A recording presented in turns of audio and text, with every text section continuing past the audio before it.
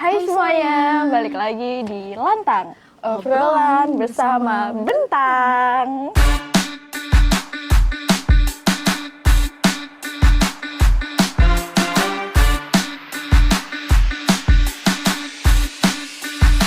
Oh iya, kenalin dulu sebelumnya teman-teman. Di sini ada aku Renata, di sini aku sebagai anak magang. Halo, aku Famia. Di sini aku juga sebagai anak magang. Oke, jadi hari ini kita dapat tugas untuk membaca buku. Ini adalah salah satu buku baru dari Bentang Pustaka, khususnya di Bentang Belia ya kak ya. Dan ini salah satu buku yang ngomongin soal mental health juga. Judulnya ada Loveless. Nah, Loveless ini nyeritain soal apa nih kak? Oke, ini nyeritain tentang seseorang anak yang dituntut oleh keluarganya itu serba bisa, serba harus mencukupi kebutuhan keluarganya gitu. Selain itu nggak dari cuman keluarga aja, lingkungan sekitarnya pun menuntut dia gitu harus serba bisa.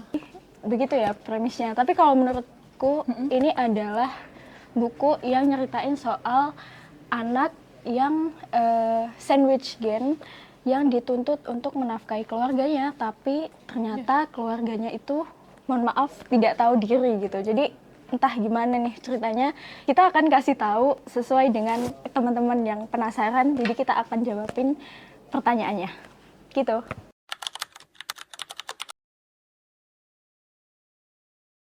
Oke, kalau dari buku ini, karakter yang paling aku ingat adalah ibunya. Karena jujur ibunya itu di dalam cerita, selain tokoh utama, ibunya ini juga sangat ngeselin banget ya. Jadi aku baca buku ini tuh kesel banget sama ibunya. Kayak kenapa sih?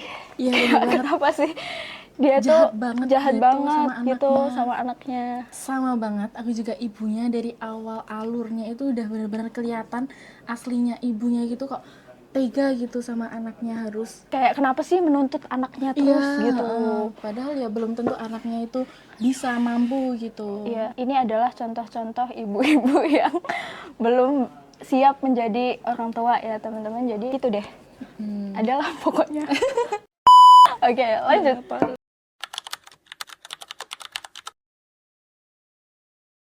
Oke, kalau aku alur pertamanya itu benar-benar diem banget. Tokoh utamanya itu diem, dia tuh nggak bisa ngomongin gitu, ngungkapin perasaannya. Dia tuh kayak misalnya lelah atau sedih gitu, itu sama sekali nggak bisa. Dari lama kelamaan dia diam itu ternyata tubuhnya tuh nggak bisa menerima apa seperti tuntutan yang tadi dibilang. Jadi tubuhnya itu rapuh, lelah, dan akhirnya dia nggak bisa bangkit lagi.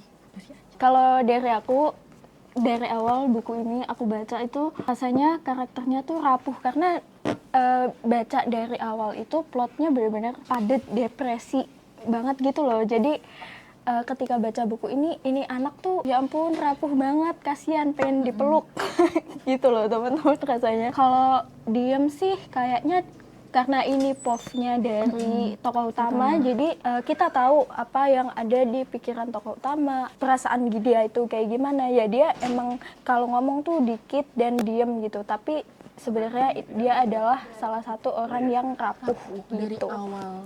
Dari awal bener-bener terasa banget ya kak Iya. depresinya, kayak seberapa tertekan si Wisnu ini gitu. Wajib baca buku ini ada nangisnya kayak gitu, Cuy, ada nangis. keselnya. Nah kalau aku lebih ke kesel gitu sih, karena dia depresi guys, Iya. kasihan. Next.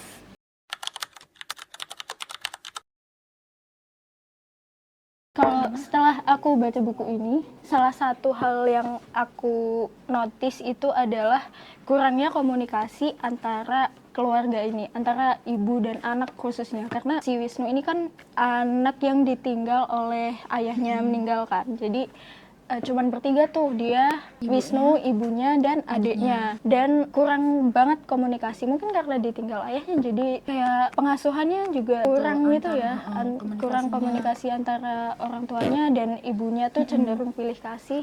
Nah itu tadi makanya aku bilang kenapa ibunya tuh kayak belum siap menjadi orang tua, karena ada perasaan pilih kasih gitu antara Wisnu dan adiknya. Jadi terkesannya si Wisnu ini terabaikan gitu. Kalau kamu apa?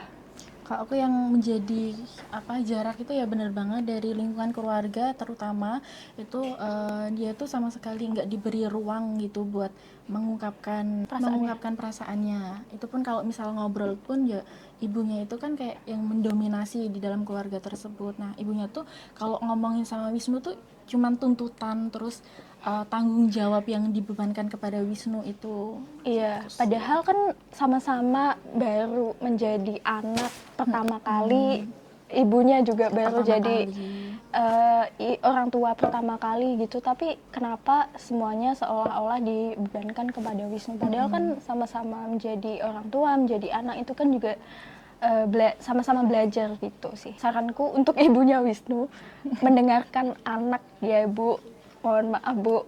Dan Wisnu, kalau buat Wisnu kamu boleh lo bilang tidak. Kalau kamu misalnya kayak capek banget, kamu bilang tidak aja juga nggak apa-apa. Iya, karena Wisnu nih tipikal orang yang Nerima. people pleaser banget ya. Kayak relate banget nih kayaknya kalau dibaca untuk anak-anak zaman sekarang guys. Jangan people pleaser. Gitu.